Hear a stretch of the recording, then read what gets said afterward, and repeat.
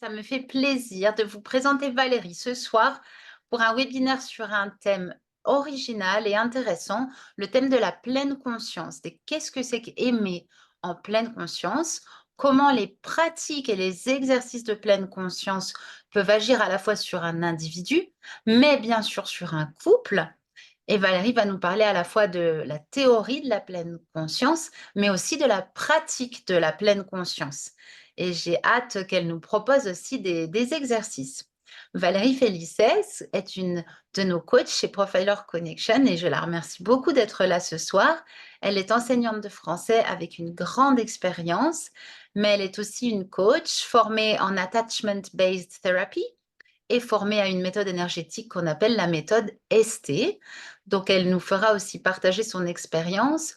Outre cela, elle est aussi une animatrice d'ateliers de pleine conscience pour petits et grands qu'elle anime parfois dans la nature. Donc, Valérie, je t'en prie, je te laisse la parole. Bonsoir, on peut dire qu'on a déjà bien commencé par un bon exercice de pleine conscience, donc accueillir tout ce qui se passait en nous et puis rester finalement avec cette expérience-là. Alors voilà, je suis très heureuse de vous retrouver ce soir et de pouvoir vous apporter mes connaissances dans la méditation de pleine conscience qui prend ses racines dans le bouddhisme. Et c'est John Kabat-Zinn, en fait, un médecin, un docteur en philosophie américain, qui a contribué finalement à introduire la méditation en pleine conscience à la société occidentale en lui enlevant les aspects religieux de la pratique. Alors, tout simplement, déjà, je vais commencer par qu'est-ce que la pleine conscience? Alors, on a souvent pour référence le mot anglais qui signifie mindfulness, donc être attentionné. Mais être attentionné dans le sens porter son attention à ce qui se passe en nous. La méditation de pleine conscience, dans sa pratique, va demander déjà d'être attentionner, de porter attention à ce qui se passe en nous, ici et maintenant. Eh bien, c'est en fait cette attention que nous portons dans l'ici et maintenant qui va nous permettre finalement de laisser passer l'émotion à l'intérieur de nous sans être dans le jugement. C'est-à-dire, l'émotion, la pensée circulent librement à l'intérieur de nous-mêmes, mais par contre, on n'est pas dans la saisie, on ne s'empare pas en fait de l'émotion, on laisse l'histoire dans lequel voudrait nous amener l'ego de côté. On pourrait comparer finalement nos émotions, nos pensées à ces nuages qui passent dans le ciel et finalement pour lesquels on n'a rien à faire sinon que de les laisser passer, de les laisser être et de porter notre attention par contre à ce que cela génère en nous. Ça demande un petit niveau de vigilance. Donc après, une fois qu'on a reconnu cette émotion, il va falloir s'autoriser, c'est-à-dire accepter cet état intérieur qu'elle va générer en nous. Et c'est en cela qu'elle va être un outil euh, important dans la relation à l'autre et dans la relation de couple. Et je vais y arriver tout à l'heure. Donc en fait, ça va nous demander finalement d'être la présence qui observe.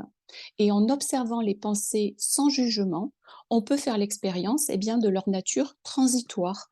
Et finalement, d'être dans cette acceptation en même temps de l'émotion qu'elle va générer. Ça pourra générer, par exemple, de la frustration, de l'agacement.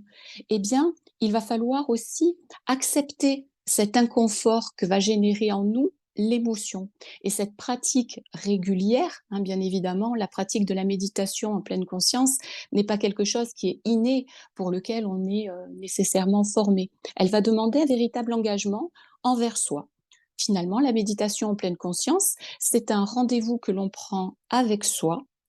Prendre soin de soi, dans la définition première, donc être attentionné, prendre soin de soi aussi, eh bien, c'est d'être dans le respect de ses propres besoins.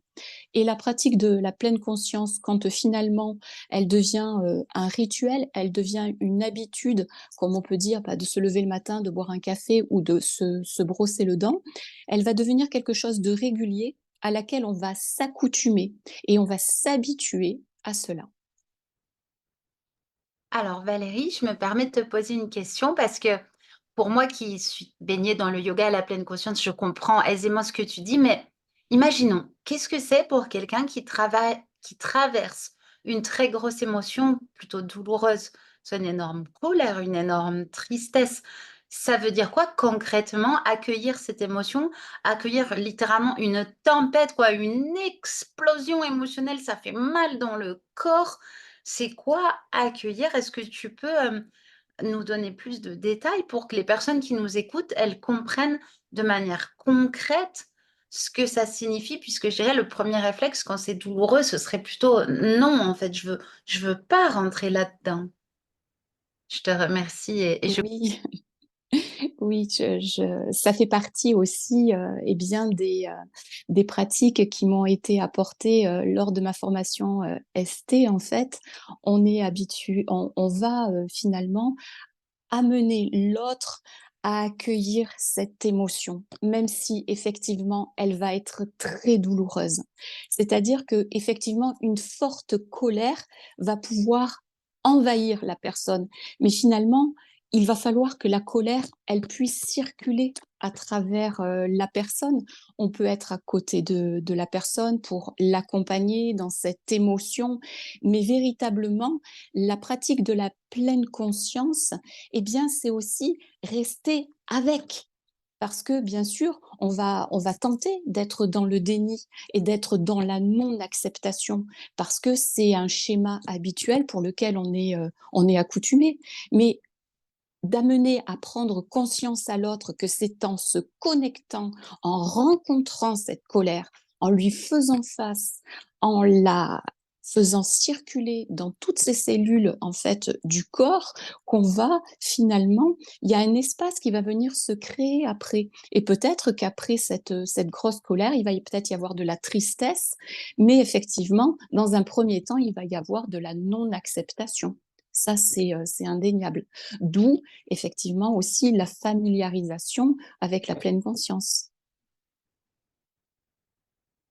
est-ce que l'on pourrait dire, si l'on renvoie à des concepts de psychanalyse, par exemple, que quelque part, quand on est dans la pleine conscience, d'une certaine manière, on se refuse à faire du refoulement?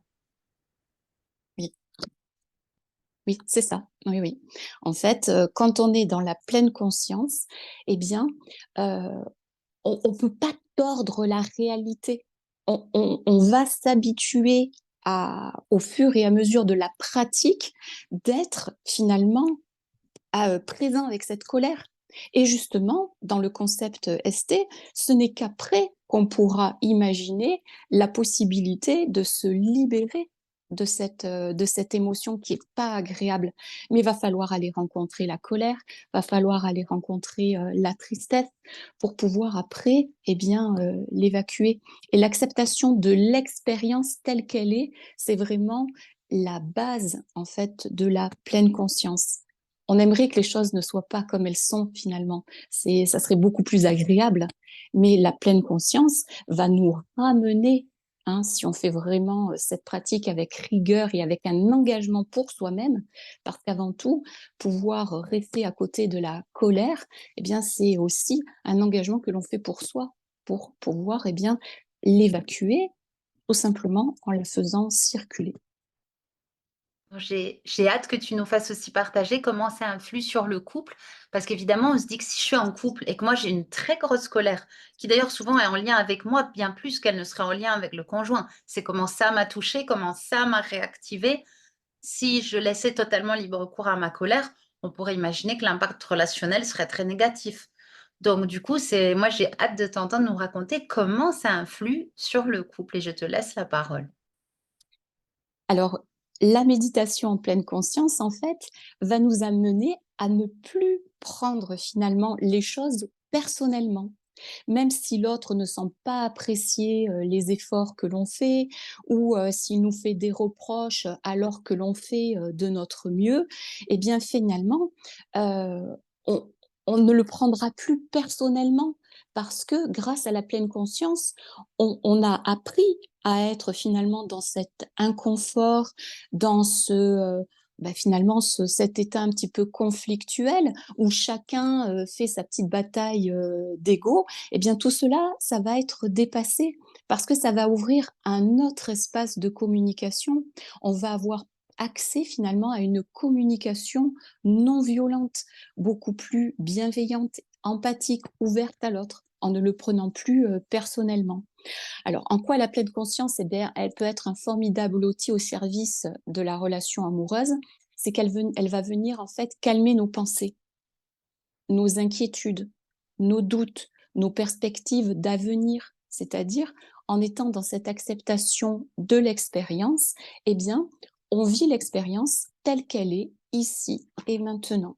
En fait, ça permet, eh bien, finalement, de passer dans un état quand il y a un état conflictuel dans la relation de couple, on a tendance à être dans la réaction et on va pas rechercher plutôt à porter, à faire une action harmonieuse. Alors qu'en étant dans cette méditation, dans cet accueil en pleine conscience finalement de l'expérience, de ce qui se vit ici et maintenant, on laisse les peurs de côté et on s'ouvre à quelque chose de beaucoup plus beau qui est finalement l'amour, l'amour de soi, l'amour de l'autre. Alors, je vais me permettre, si tu veux bien, de te véhiculer. Peut-être as-tu le chat à tes côtés. Donc, il y a 2 questions. Il y en a une qui m'est adressée, je vais y répondre, et l'autre qui est très concrète et qui, je pense, peut beaucoup aider. Alors, je te la livre, celle qui est concrète, pour que tu aies le temps d'y réfléchir déjà. C'est: y a-t-il des outils pour faciliter cette rencontre avec les émotions douloureuses?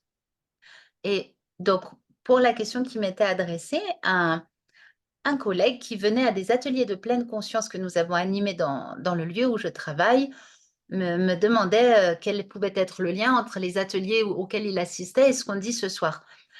Alors effectivement, les ateliers de pleine conscience dont parle mon collègue, c'est comment dire? C'est des ateliers où on faisait beaucoup de méditation avec des techniques d'hypnose, où quelque part on se détachait de notre quotidien pour se projeter ailleurs, trouver le calme, et en même temps, dans les ateliers il y avait une grande connexion aux 5 sens.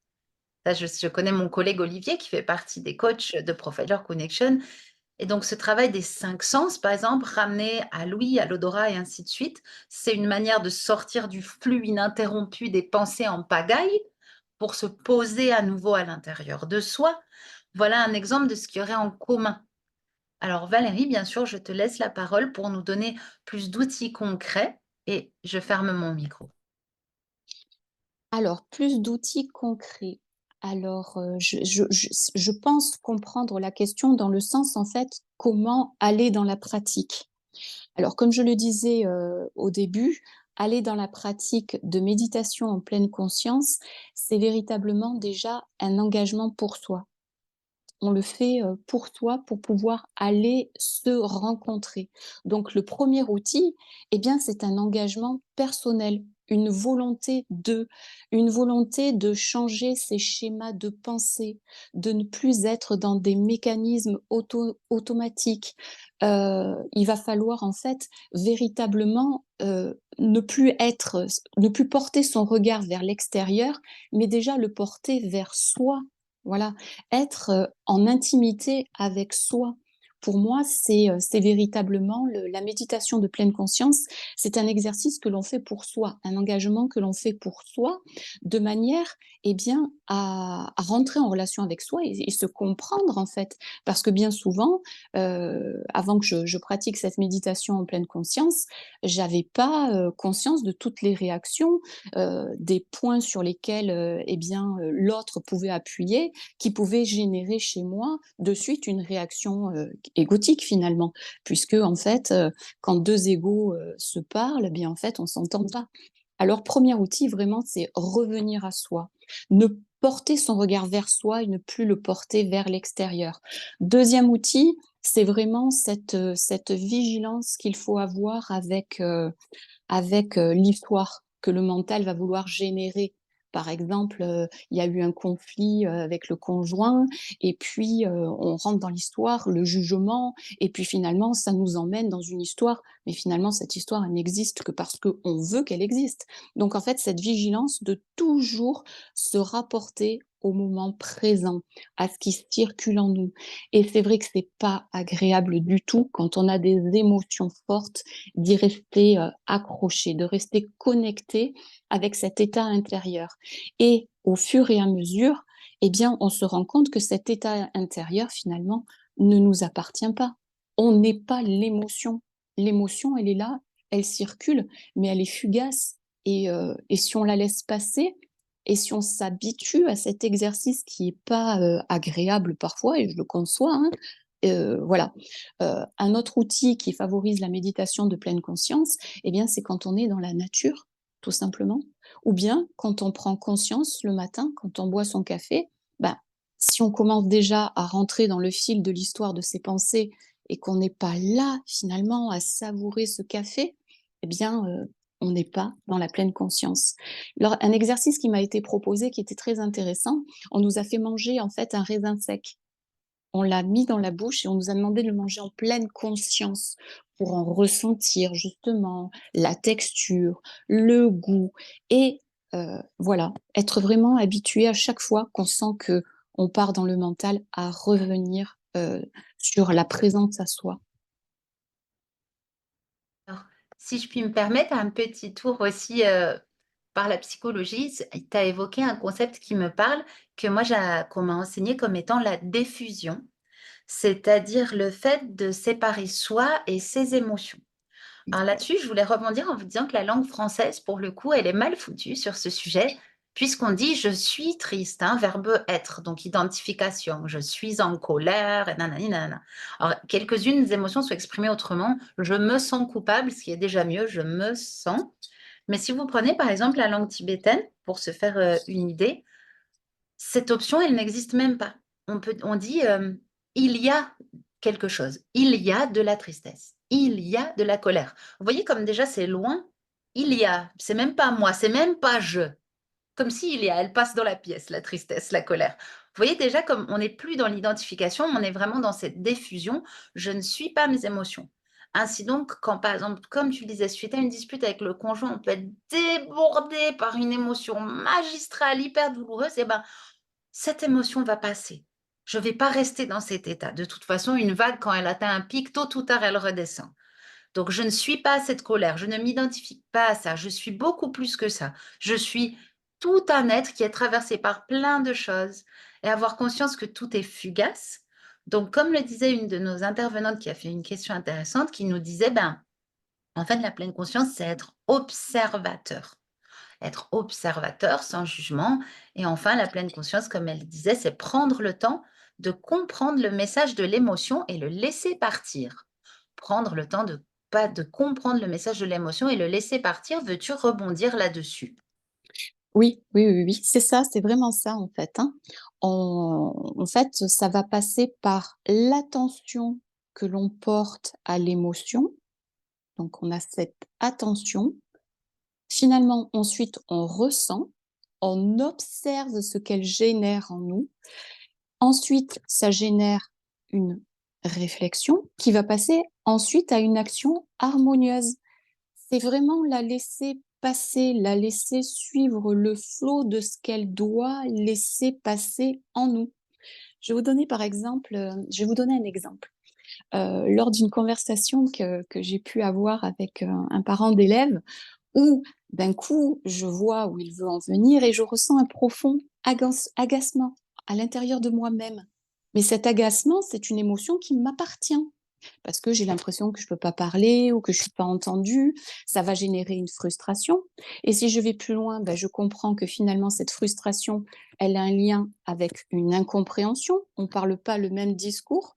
Je le comprends, ça laisse un espace en moi, je suis dans un certain lâcher prise et je peux revenir vers l'autre. Donc en fait, je fais une action, j'entame un discours beaucoup plus porteur de sens pour nous 2 et finalement, c'est pareil dans une relation de couple.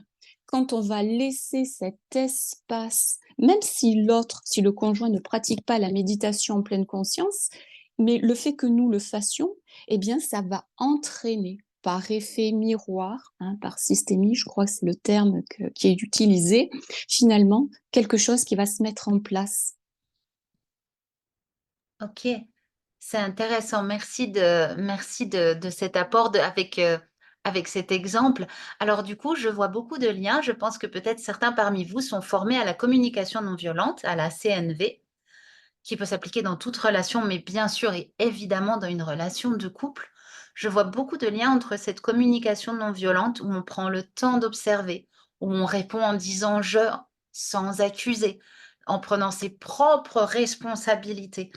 En Mmh. essayant, comme le disait, la collègue Valérie, entre Valérie, il y a plein de Valérie ce soir parmi nous, prendre le temps de comprendre le message de l'émotion et la laisser partir, pour moi, c'est aussi de la pure communication non violente. Donc dis-moi si ça te parle, ces ponts entre ces 2 disciplines, la méditation pleine conscience et la communication non violente? Oui, tout à fait. En fait, la méditation en pleine conscience, finalement, elle ouvre un autre champ des possibles, c'est-à-dire elle ouvre une autre manière de communiquer, donc à travers la communication non violente, comme tu le dis, c'est-à-dire l'observation objective de ce qui se passe, l'expression des sentiments, l'énoncé des besoins finalement, afin de pouvoir, en faire une demande à l'autre. Et on arrive de manière beaucoup plus douce et harmonieuse. Alors c'est vrai que dans un premier temps, on est consciemment conscient de ce qui se passe.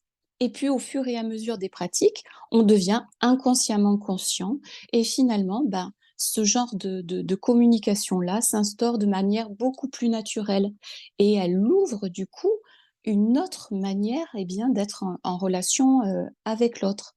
En même temps, je trouve qu'en fait, ça nous permet d'acquérir aussi une plus grande maturité émotionnelle.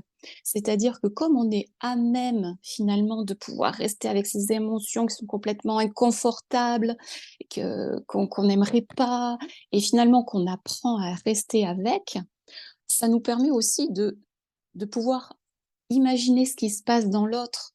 Parce que nécessairement, parfois, c'est nous qui sommes, en fait, l'activateur, en fait, du bouton qui va faire réagir l'autre et du coup, on peut voir, la réaction de l'autre et être beaucoup plus bienveillante parce que on sait ce que quand on appuie sur, quelque chose, on va être dans cette réaction. On connaît le mécanisme et au fur et à mesure, l'autre s'habitue finalement, ben, à ce que l'on soit plutôt qu'en réaction, en ouverture et au fur et à mesure, ça s'aplanit. Les conflits, la l'échange est beaucoup plus, mature et finalement, moi, ce qui était mon souhait aussi d'aborder, c'est qu'en fait, j'avais à cœur, en fait, dans mon couple, d'incarner, voilà, un couple conscient.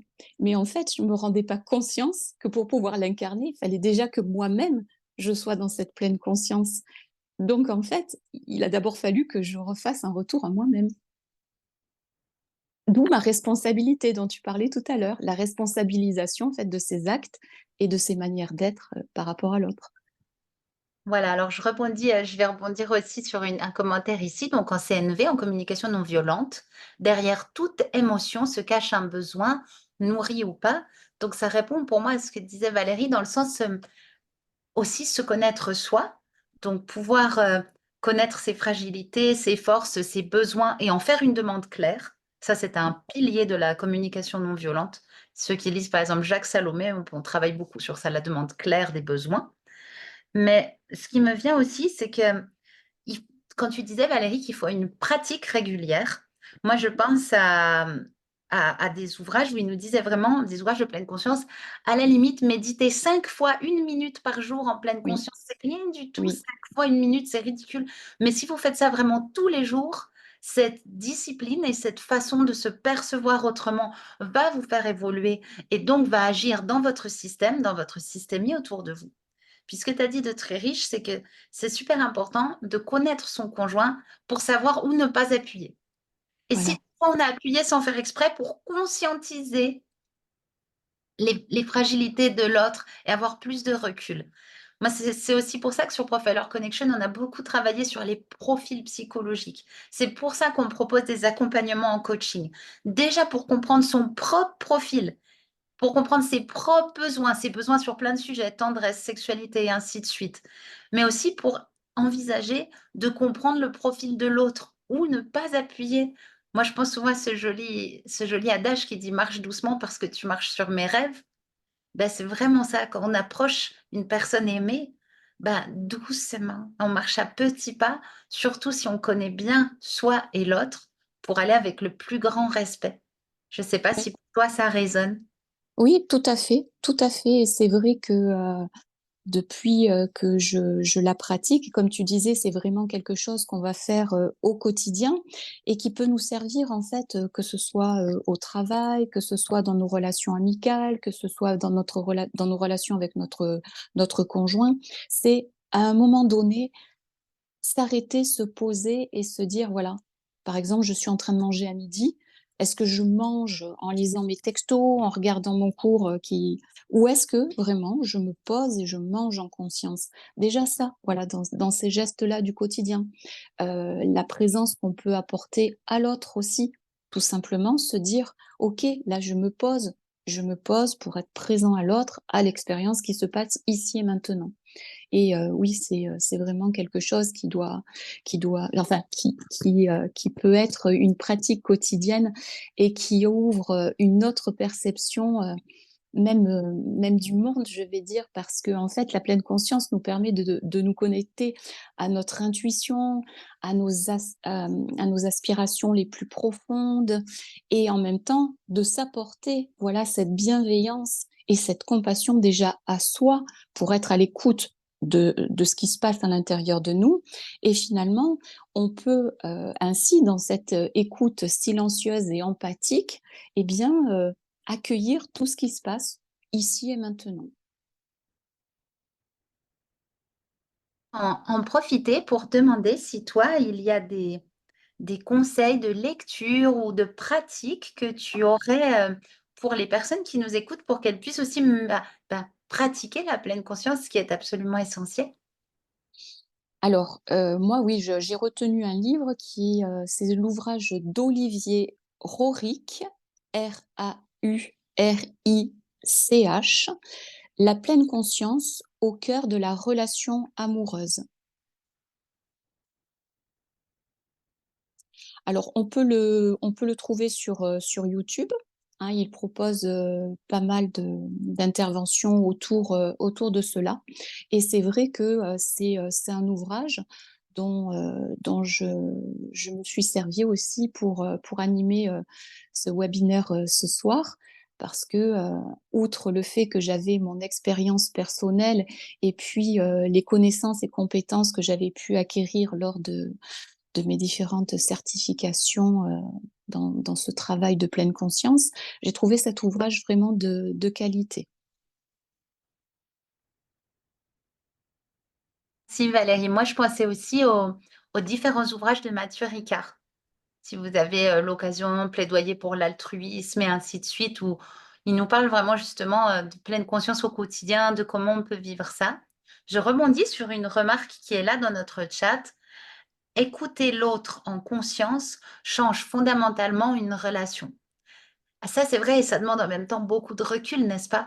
Parce qu'écouter l'autre en conscience, pour moi, ça veut dire que quelque part, on est en position méta. On est à la fois dans la discussion et au-dessus de la discussion.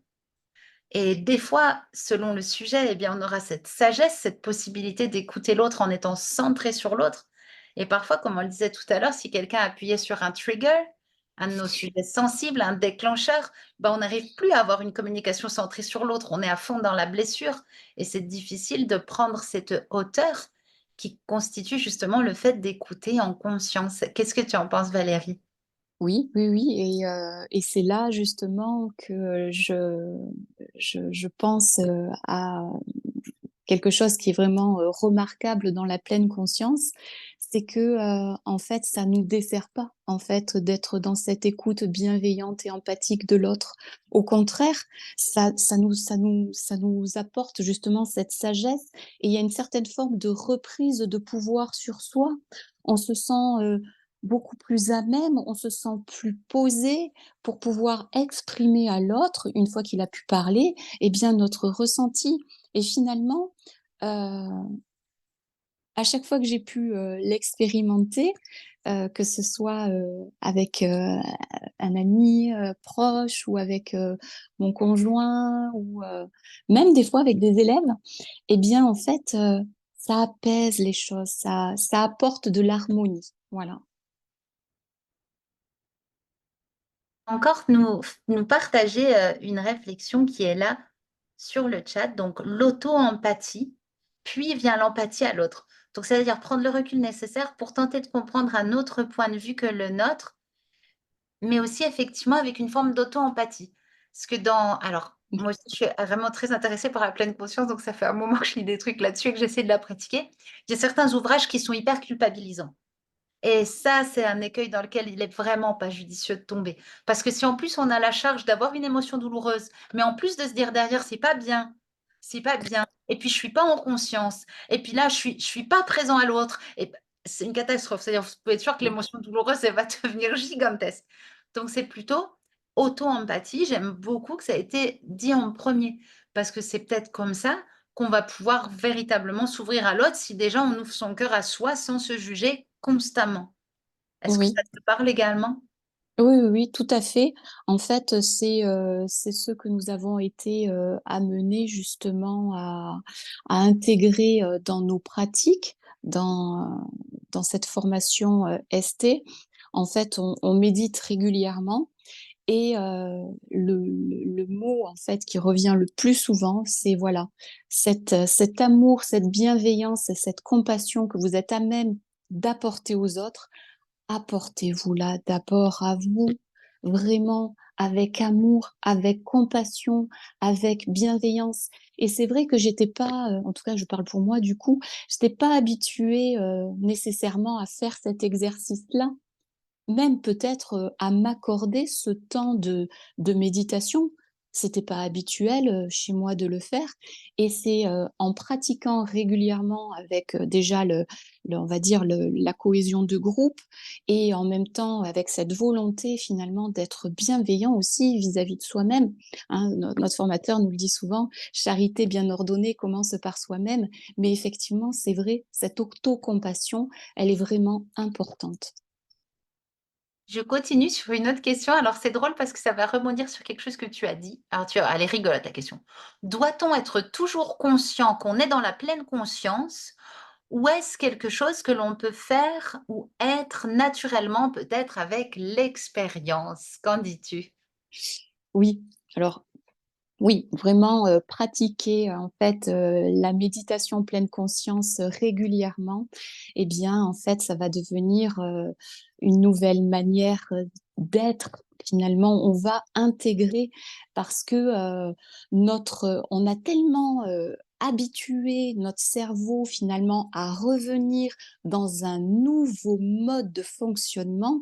On change, en fait, notre connexion à nous-mêmes, notre connexion à l'émotion, ça ouvre véritablement donc une autre manière d'être et puis finalement, bah, ça ouvre, à autre chose. En fait, on s'accueille aussi. On apprend à s'accueillir dans son humanité, heu et ça, c'est important et justement, ça ouvre après, la possibilité d'une communication, non violente parce que on va accueillir l'autre avec la même douceur qu'on s'accorde, avec la même bienveillance, avec la même compassion. Après, c'est important parce que ce que ça montre aussi, c'est que ce changement, il vient avec la pratique. Oui, Hein, que c'est en pratiquant régulièrement ce type de méditation qu'on acquiert cette capacité de recul, de bienveillance et de douceur, comme il est dit là dans le chat, hein, tout en bienveillance et en douceur, bien sûr, je cite. Mais je pense que ce qui fait peur aux gens, en tout cas dans la civilisation, occidentale et européenne, c'est le côté dans nos vies à 200 à l'heure où, les exigences s'amoncellent, où il faut être de plus en plus productif, puis il faut à la fois, être un bon conjoint, un bon parent, un bon travailleur, un bon copain, un bon. Donc les injonctions s'empilent et s'empilent et s'empilent et par-dessus ça, on va dire aux gens: «Bah, il faut méditer» et ça fait: «Oh mon Dieu, encore une injonction, ça y est». Alors que oui, l'idée à mon sens, Ce serait plutôt de se dire: «Comment je peux glisser la méditation pleine conscience discrètement dans mon quotidien sans que ça me pèse?» Est-ce que je peux tout d'un coup faire une petite pause et même si je suis en train de conduire, je regarde aussi le paysage et pouh, il y a quelques peut-être même 10-15 secondes de vrai plaisir en embrassant ce paysage. Ou comme tu disais, en mangeant un raisin ou peut-être juste quelques minutes avant de m'endormir, je vais mettre les mains sur mon ventre, je vais respirer, me concentrer sur mes 5 sens. Faire taire le bruit dans ma tête et en quelque sorte, c'est vraiment cette pratique de comment je ne vais pas rajouter une injonction aux injonctions sociales qui pèsent déjà énormément à la fois sur les individus, mais sur les couples, parce que toutes ces injonctions, c'est aussi du temps volé au couple quelque part.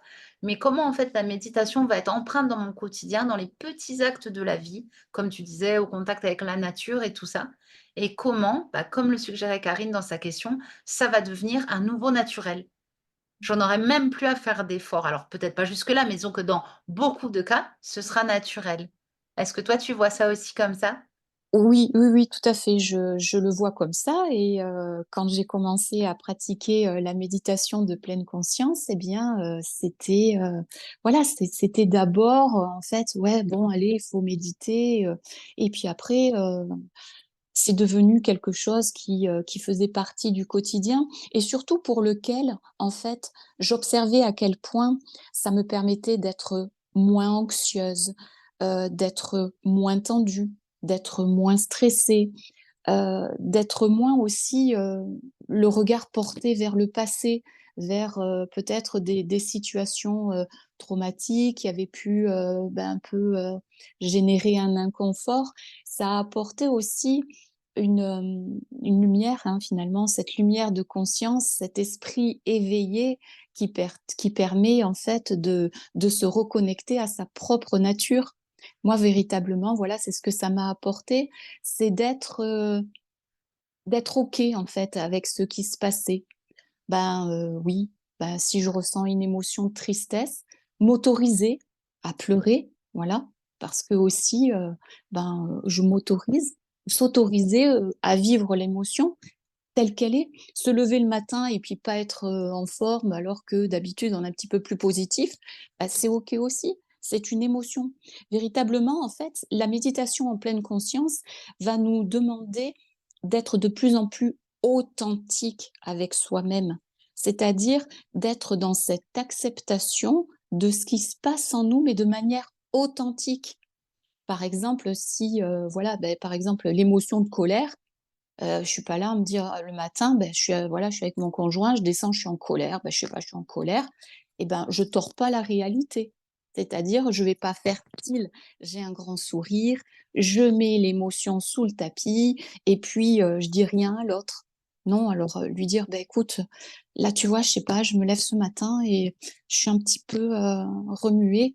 Alors, est-ce que tu peux, voilà, comprendre que là, j'ai peut-être pas nécessairement envie de parler. Est-ce que c'est d'accord pour toi si on en reparle un petit peu dans un moment? Je bois mon café, je me pose et ça, c'est possible pour toi?» Voilà, je trouve que finalement, c'est être authentique plutôt que d'avoir le sourire toujours: «Ah, tout va bien», la positivité, quoi et finalement, c'est vraiment, être authentique, en fait. Ne pas tordre la réalité et ne pas être dans le déni de ce qui se passe, à l'intérieur de soi. Et ça crée un autre espace dans le couple. Alors au début, ça pique, mais après quand on s'y habitue, on se rend compte que, c'est cool parce qu'en fait, ça vient enfin créer cette intimité dans le couple qui pour moi, en fait, est essentielle dans, quand on a la volonté, en fait, d'incarner, en fait, un couple conscient. Un couple conscient se parle, un couple conscient échange ses ressentis, sans avoir peur de blesser l'autre ou non, parce qu'en fait, si on est dans la peur, on n'est pas dans l'amour et alors on n'est pas un couple conscient, on est dans un autre chose, on est dans une autre forme de couple, mais on n'est pas dans un couple qui est en amour. Alors je vais rebondir sur quelque chose que tu dis sur le fait de pas faire «tout va bien», en fait pas du tout. Je voudrais citer un grand, maître de la non-violence dont on parle pas beaucoup, parce qu'on va parler de Gandhi, de Martin Luther King ou autre. Un grand monsieur qui s'appelle Jean Gosse et qui disait, «La non-violence, c'est la vérité». Et j'aime beaucoup cette idée que quand on est dans une pratique de CNV ou dans une pratique de pleine conscience, on est vrai. Donc je rejoins ton idée d'authenticité. J'aimerais te citer quelque chose de très joli. Il y a des belles questions là dans le chat ou de belles remarques. Donc je cite Karine. Dans les relations physiques, la pleine conscience apporte également de magnifiques moments et ressentis, même une embrassade amicale d'ailleurs, ou avec ses enfants, n'est-ce pas? Oui, oui, et effectivement, ça fait partie des choses que j'ai pu lire, avant de préparer ce webinaire, même idéalement dans la sexualité, hein. Être habitué, en fait, à cette pratique de pleine conscience, ça permet aussi d'être dans une sexualité différente. D'ailleurs, nous consacrerons plusieurs webinaires, hein, à parler de la sexualité, de plein de pans de la sexualité. C'est un sujet auquel je me suis toujours beaucoup intéressée depuis l'université, donc ça, j'aurai le plaisir d'en reparler. Et quand on parle du plaisir féminin, en fait, le véritable orgasme féminin, en fait, ne peut être que pleine conscience. En réalité, autant parfois, sans vouloir faire de schéma, parce que j'affinerai ça, mais autant le plaisir masculin peut être parfois un petit peu plus, technique, si je puis dire, autant le plaisir féminin, le véritable orgasme doit passer par une totale pleine conscience. Et je pense qu'in fine, même pour les hommes, si on va au-delà d'un plaisir, technique, mais en entrant vraiment dans un plaisir profond de l'être, tout orgasme est pleine conscience, à mon Mmh. sens. Et je sais qu'il y a aussi d'autres coachs dans l'équipe qui sont très versés sur ce thème de la sexualité consciente. Et je pense que ce sera vraiment intéressant d'en discuter ensemble. Je vais aussi Oui. rebondir sur Mmh. une remarque d'une autre Valérie qui nous dit, donc là, ça, j'imagine que c'est la communication non violente ou la pleine conscience, ça nous permet de déconstruire nos anciennes programmations et de créer une nouvelle façon de penser et d'être. Qu'en dis-tu? Ah ben tout à fait. Oui, oui, tout à fait. C'est vraiment ça, en fait, hein. C'est, en fait, sortir, des mécanismes, automatiques, hein, parce que en fait, quand on est en mode automatique, on n'est pas en pleine conscience. On s'en rend compte, hein, parfois. On prend la voiture, on part d'un point A, on va jusqu'au boulot, puis on arrive au boulot, on se dit: «Ah beh, je suis déjà arrivé», et en fait, là, on n'était pas dans la pleine conscience. Donc en fait, c'est vraiment, être, c'est vraiment ce qui a été cité, oui.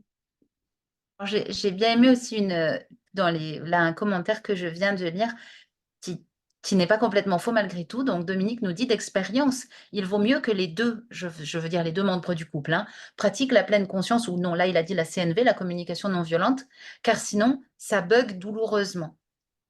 Alors, Ah, c'est vrai, parce qu'effectivement, bah, disons que toi tu l'as dit tout à l'heure, qu'il y a aussi un effet miroir parfois. Si l'un des 2 arrive à être en pleine conscience et en CNV, ça va aider l'autre.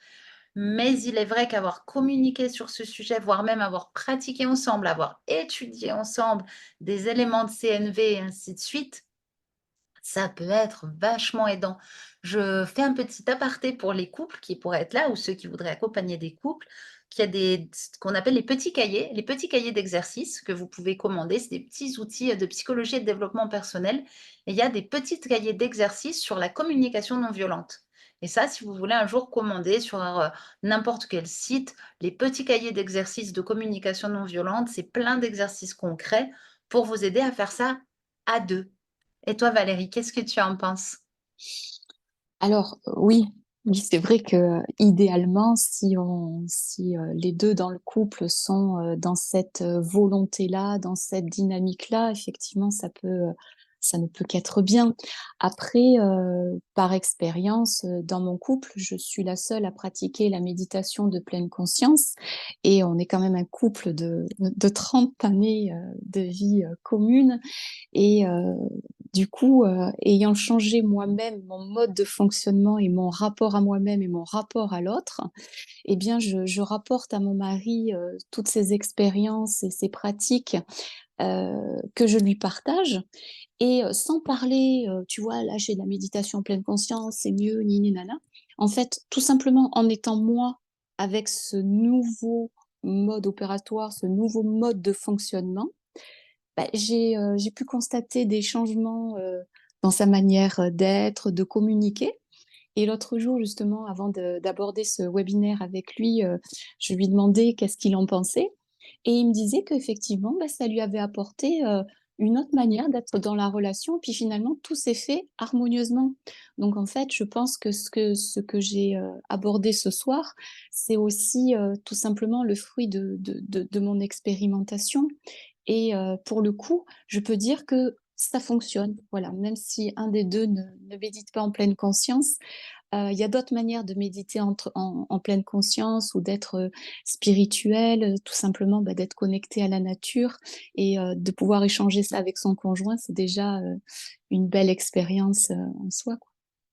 Alors après, je dirais aussi, c'est moi, d'expérience pour tenter, hein, je dis toujours tenter parce que je ne me sens pas encore dire que je suis perpétuellement en pleine conscience, très loin de là. Mais ce qui est difficile, c'est de se dire quand 2 personnes, ça peut être 2 membres du couple, mais ça pourrait être au travail, ça pourrait être 2 amis, ça peut être quelqu'un de votre famille.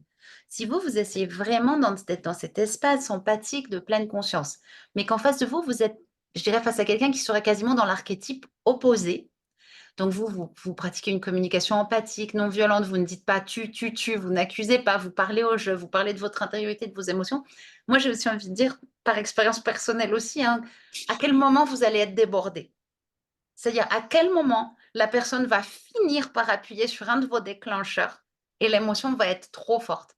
Alors qu'effectivement, parfois, si on est face à une personne qui, sans être, loin de moi non plus l'idée de l'incarner, mais sans être un grand expert de la pleine conscience, qui a quand même conscientisé l'effort de ne pas être dans l'accusation, de c'est quand même Oui, facilitant. Ne le nions pas sûr. non plus. Non, c'est clair. Et moi, l'idée de à quel moment on est débordé, vous voyez, sur une échelle de 0 à 10, vous, si je vais parler familièrement, mais à combien vous décablez? Vous voyez, alors peut-être qu'avec la méditation pleine conscience, avant, vous décabliez à 3, quoi. En gros, à 3, dès que ça débordait vos émotions, c'était le volcan. Bon, grâce à des pratiques de la pleine conscience, vous décablez à 8. Mais croyez-moi, il y a des gens qui vont vous le faire atteindre le 8. Et oui. Pas demain, peut-être c'est pas votre conjoint, mais peut-être c'est au boulot, peut-être c'est quelqu'un de votre famille avec qui vous avez des antécédents. Donc voilà, c'est un truc à réfléchir et je comprends, la remarque de Dominique aussi. Mmh. Après ce qui est dit là dans le chat, c'est que la CNV, la pleine conscience, c'est d'abord l'écoute de soi, pour pouvoir communiquer nos ressentis et nos besoins à notre partenaire. Donc être au clair avec soi, en fait. Oui. Ah oui, oui. Oui, oui, vraiment, être au clair avec soi et bah, c'est tout un chemin, hein. C'est et on le fait toujours ce chemin parce qu'effectivement, il faut rester, modeste et humble comme tu le dis. Idéalement, ce soir, ben, on parle de la pleine conscience et puis, effectivement, on a l'impression que c'est quelque chose, de facile et puis qu'une fois on l'a acquis, ça y est, c'est fait. Non, en fait, c'est quelque chose qui se travaille, c'est un outil, hein, n'oublions pas que c'est un outil qui va contribuer justement à établir une relation harmonieuse, mais ça ne reste qu'un outil et comme tu le dis, des fois, on peut se sentir dépassé. Mais l'avantage de la pleine conscience, c'est quand on va se sentir dépassé, on ne va pas être en fait dans cette, trop souvent dans un désaccord en fait avec l'autre. On est soit agressif ou on est, passif envers soi-même et dans cet exercice de méditation en pleine conscience, je pense que à ce moment-là, on va être à même, quand on sent qu'on se sent débordé, bah, de pouvoir quitter, tranquillement la conversation, de dire: «Écoute, là, en fait, on n'arrive pas à se comprendre, on reste dans l'incompréhension. Donc en fait, voilà, je quitte, en fait, je m'éloigne». C'est aussi être dans la pleine conscience. Alors, je te lis une remarque de Karine qui est intéressante, qui m'interpelle. J'ai l'impression qu'il est plus facile d'être dans la pleine conscience dans la douleur que dans le plaisir. Qu'en pensez-vous? As-tu un avis, une opinion là-dessus? Il est plus facile d'être dans la pleine conscience dans la douleur que dans le plaisir. Alors, pour ma part, hein, je pense qu'en fait, on peut être dans la pleine conscience aussi bien dans la douleur que dans le plaisir, puisque tout à l'heure on a évoqué, justement la sexualité. Heu, je pense qu'en fait, voilà, c'est cette métaphore que j'utilise souvent, en fait, concernant le tri sélectif. En fait, la pleine conscience, c'est accueillir aussi bien l'émotion positive que l'émotion négative. Parce que en fait, la pleine conscience, pour revenir justement à un webinaire que tu as, animé la dernière fois, va nous permettre justement de faire la différence entre, heu, cette excitation, ce plaisir et finalement ce besoin. Et finalement, on est beaucoup plus authentique. On va aller creuser à l'intérieur de soi et on va pouvoir, et bien, être vraiment dans le ressenti. Donc pour moi, que ce soit, de la colère ou du plaisir, je pense que la pleine conscience, en fait, nous permet d'accueillir les 2 de manière, égale, quoi. Voilà, c'est ce que je pense. Après, Alors ce qui revenait ici aussi dans notre chat, c'était l'importance de la gratitude. ah oui, Et effectivement, ce qui se passe, c'est que peut-être alors il a été démontré, hein, par des tests en labo, en psycho, que si vous voulez, notre cerveau, il va s'arrêter sur les événements saillants dans la mémoire, par exemple. Et souvent, les événements saillants, c'était les événements douloureux. Donc parfois, tout un quotidien d'harmonie va être complètement gommé par la mémoire et on va retenir, et malheureusement c'est comme ça, le cerveau humain est ainsi fait, 2 événements terribles qui sont arrivés au milieu d'un quotidien harmonieux. Pas toujours et pas pour tout le monde, hein. C'est juste un exemple. Si bien qu'en fait, la pratique régulière de la gratitude, à mon sens, peut changer la donne pour redonner à ce qui semble petit et insignifiant une valeur considérable. Qu'est-ce que tu en penses toi, Valérie? ah oui, oui, vraiment la gratitude. Heu, en fait, ça revient finalement, aussi, on peut l'associer à la pleine conscience parce que exprimer sa gratitude, ça ouvre tellement de vibrations qui sont beaucoup plus grandes, plus nobles et finalement qui sont liées à l'amour. Reconnaître, eh bien, ce que l'on a, hein, c'est pas parce qu'on s'est pris, la tête, avec notre conjoint que notre conjoint, ben, c'est pas un bon mari. Ben non, en fait. On peut être dans la gratitude de savoir que finalement, cette personne qui est à côté de nous, c'est quelqu'un qui est attentionné, c'est quelqu'un qui et puis bon, bah, à ce moment-là, bah, ça n'a pas fonctionné. Cette expérience, elle a été désagréable et finalement aussi, c'est être dans la réalité, c'est vivre l'expérience. Être le vivant de la vie, eh bien, c'est accepter tout ce qui vient, mais on peut très bien aussi être dans la gratitude.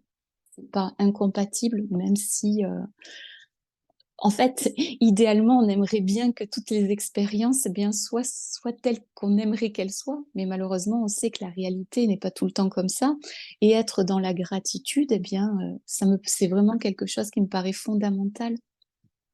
D'ailleurs, Karine nous dit, elle a raison, que c'est un entraînement, la gratitude, qu'on peut enseigner aux enfants. Par exemple, trouver nos petits, bonheurs chaque soir et je trouve aussi qu'on peut le faire dans le couple. Alors je vais vous donner un exemple, tu vas me dire si ça te parle, que je trouve très rigolo. Alors c'est vrai que moi je suis très, un peu trop polie: «Ah merci, ah s'il vous plaît» et cetera et une fois on était à la maison avec mon mari et avec un pote qui me dit: «Oui mais, c'est bon là, tu vas pas tout le temps à chaque fois ton mari lui dire merci, s'il te plaît, oh là là, mais c'est lourd, c'est pas efficace» et je lui disais: «Si mais en fait, j'ai besoin qu'on se parle comme ça dans cette douceur, dans cette délicatesse et peut-être même je lui dis pas assez ou on se dit pas assez merci, je sais pas, merci d'avoir fait ci, merci d'avoir fait ça, merci de prendre soin de moi, merci d'être là». Merci de me tenir la main. Tout ça, Mmh. c'est normal, mais non, c'est pas normal, en fait, c'est un petit miracle du quotidien. Mmh. S'enseigner à soi dans le couple et qu'on peut enseigner aux enfants effectivement, n'est-ce pas? Oui, oui, oui, on peut l'enseigner aux enfants. D'ailleurs, dans mes classes, fut un temps, on avait une boîte à compliments.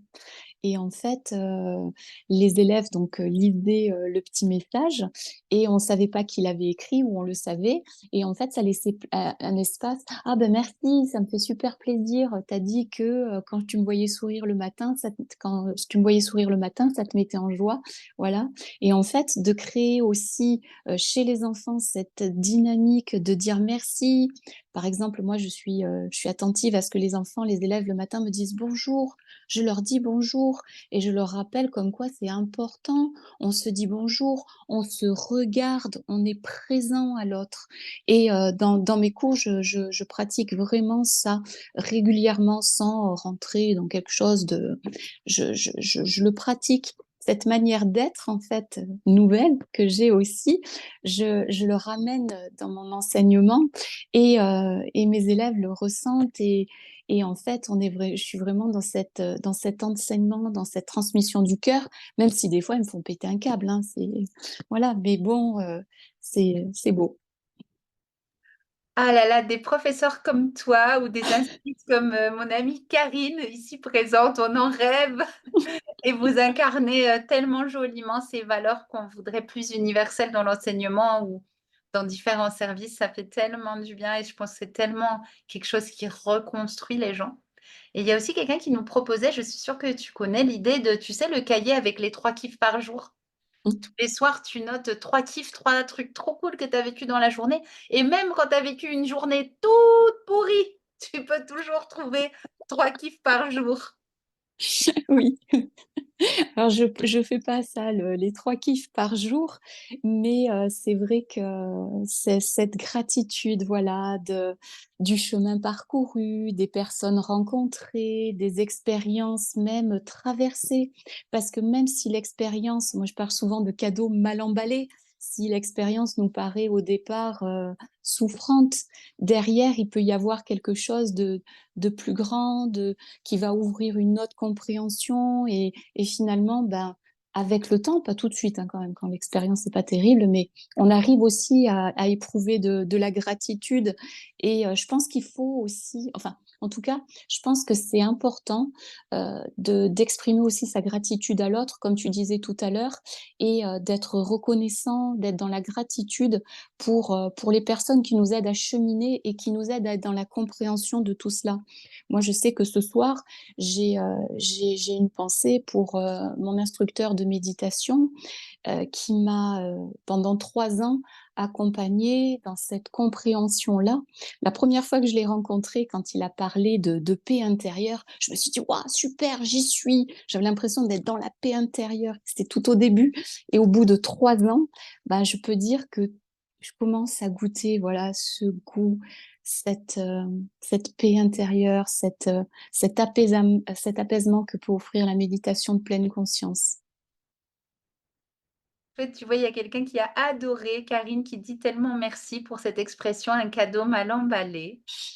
Et puis il y a aussi, Valérie qui nous disait que, ben, la première source de gratitude, ben, c'est simplement d'être vivant, en fait. Et oui, et Dominique aussi adore ton expérience comme un cadeau mal emballé.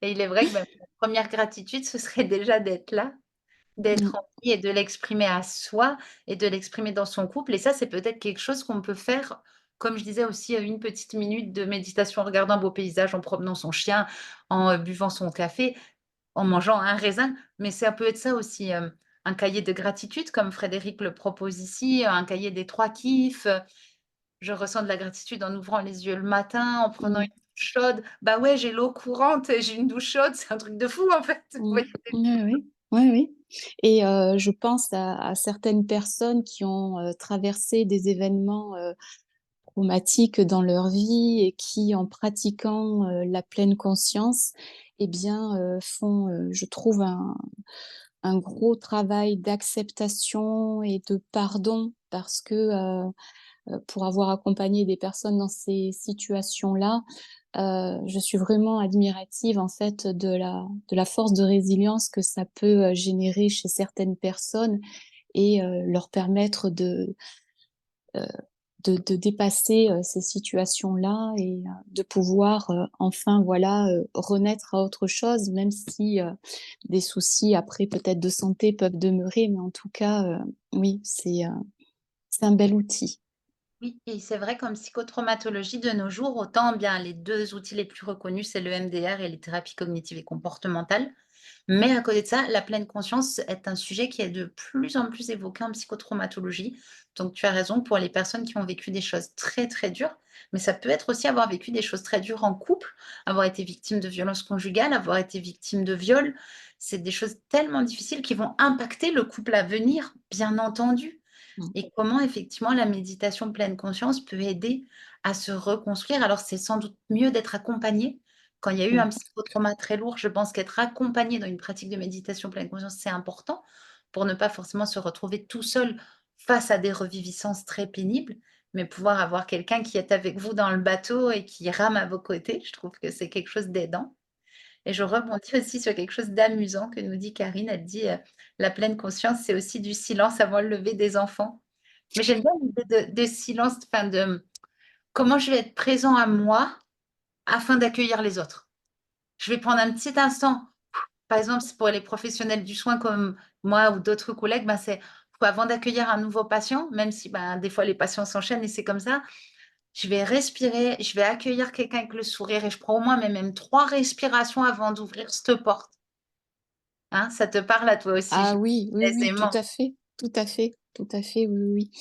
Et je m'est venue une idée en t'écoutant parler, mais du coup, elle est partie. Pas grave. Et Dominique qui nous disait que la pleine conscience est utilisée dans beaucoup de services hospitaliers et oui, de plus en plus. Et d'autres pays européens sont peut-être même encore plus à la pointe et encore plus en avance, sur ce thème intéressant. D'ailleurs, voilà, je pensais en fait à la pratique. En fait, pour la pratique de la méditation en pleine conscience, il nous a été proposé de méditer les yeux ouverts. Donc en fait, dans mes pratiques, je médite les yeux ouverts. Tout simplement parce que, quand on ferme les yeux, on est à l'intérieur de soi et on ressent et on peut le faire et c'est OK aussi, hein, si c'est plus confortable pour certaines personnes de le faire. Mais, l'expérience de la méditation en pleine conscience, les yeux ouverts, elle change quand même les choses. C'est-à-dire que on se rend compte qu'on est vraiment présent à l'expérience, c'est-à-dire on vit l'expérience. On n'est pas coupé de ce qui se passe autour de nous. C'est-à-dire que on est, bien connecté, donc on va dire, idéalement, en tailleur pour avoir le chakra racine justement bien posé au sol, pour ne pas être dans le mental, mais plutôt dans ce qui se passe en bas et de voir aussi que on n'est pas coupé du monde. En fait, le monde est là autour de nous, mais en fait, on a toujours cette, attention centrée sur nous-mêmes. Donc en fait, l'exercice est aussi intéressant et pour ceux qui voudraient, l'essayer, je vous encourage aussi à le faire. Ouais, super, merci pour cette idée, c'est très intéressant et original. Je te lis, peut-être ce sera la dernière car on arrive, à l'heure. Alors merci infiniment de toutes ces interventions. Donc je lis cette remarque de Karine: «Après des traumas, la pratique de la pleine conscience permet sans doute d'aider à se reconnecter à son corps pour être présent physiquement dans la relation de couple, Mmh. pour ne pas Oui, en fait se dissocier». Imaginons oui, une hypothèse de oui. violence de toute nature. Mmh. Comment est-ce qu'on peut être présent à son corps quand on a subi des violences? Au lieu de comment on peut ne pas sortir en fait, ne plus être là, ne plus être là, c'est pas grave. En gros, pendant une relation intime, bah, il se passe quelque chose. Moi, de toute façon, dans ma tête, je suis à des années-lumière de ce qui se passe. En fait, je suis plus là. Comment on peut revenir à soi, prendre l'habitude après un certain entraînement assez intense, mais comment je peux prendre l'habitude de revenir à moi ou ne serait-ce qu'à certaines parties de moi? Est-ce que je peux revenir être dans mes mains? Il y a des pratiques comme ça assez particulières en psychotraumatologie et en pleine conscience qui sont, vachement intéressantes. Et est-ce que ça te parle à toi également? Oui, oui, oui, mais je pense que, la méditation en pleine conscience fait partie du chemin et que, peut-être avant même, d'arriver, à pouvoir pratiquer la méditation en pleine conscience, il est déjà bon d'être suivi, par un psychologue ou un psychothérapeute afin de déblayer un petit peu le terrain pour pouvoir se réapproprier son corps. Parce que, j'imagine bien que quand on a subi de gros traumatismes, c'est peut-être pas, en fait, la priorité que de se connecter, à la pleine conscience. Il y a peut-être plus urgent pour la personne. Elle doit d'abord être accueillie, dans ce qu'elle est, dans ce qu'elle ressent, dans ce déchirement, intérieur, heu, être reconnue dans ce qu'elle est, dans ce qu'elle ressent, mais de manière, différente. En fait, il y a un besoin d'accompagnement. C'est vrai que la méditation dans pleine conscience se pratique, seule, mais là, je pense qu'un accompagnement est nécessaire pour vraiment se sentir sécure, retrouver la possession de soi-même, pour pouvoir après cheminer de manière beaucoup plus autonome vers soi-même seul et dans une pratique de pleine conscience. Enfin, c'est mon point de vue, voilà, Bah, c'est comme tu c'est pour ça justement que chez Profiler Connection, on a des coachs des coachs qui sont déjà des accompagnants par ailleurs, mais qui en plus reçoivent tous une formation commune qui est dispensée par Profiler Connection. Parce qu'il faut quand même se rappeler, je recite 2 chiffres qui sont pas négligeables et je sais qu'ils ne rendent pas forcément très optimistes. Mais d'une part, en France, hein, on imagine grosso modo qu'un tiers des femmes ont été victimes de violences sexuelles, alors pas forcément de viol, mais de violences sexuelles, d'attouchements et autres. Un tiers, un tiers de la population féminine, ça fait beaucoup et je vous rappelle que 45 des personnes à échelle mondiale ont un attachement majoritairement insécure, qu'il soit évitant, ambivalent ou anxieux désorganisé. Vous pouvez aller revoir notre webinaire, sur les attachements. Donc rendez-vous compte, 45 de la population, une femme sur 3 qui a subi des attouchements ou des abus ou un viol. Ça laisse à penser que parmi tous les utilisateurs qui vont s'inscrire sur Profiler Connection, il y a un paquet de personnes qui ont vécu des souffrances et des souffrances majeures, des souffrances qui impactent le corps, l'esprit et c'est pour ça que, ben, vous avez, tous ces accompagnants sur l'appli et dont justement tu fais partie et on est très heureux que tu sois là. Donc je vais te remercier et je vais te laisser, le mot de la fin. Ben oui, voilà, je suis, effectivement, parmi, les coachs de Profiler Connection et je suis, très heureuse, eh bien, d'avoir pu co-animer, ce webinaire, sur la pleine conscience et le couple. Voilà, j'espère que vous aurez pu y trouver, eh bien, des informations et puis, peut-être, une volonté, eh bien, de vous lancer, dans la méditation en pleine conscience.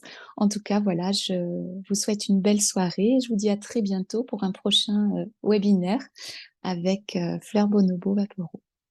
Au revoir. Eh bien, au plaisir et à très bientôt. Merci à tous.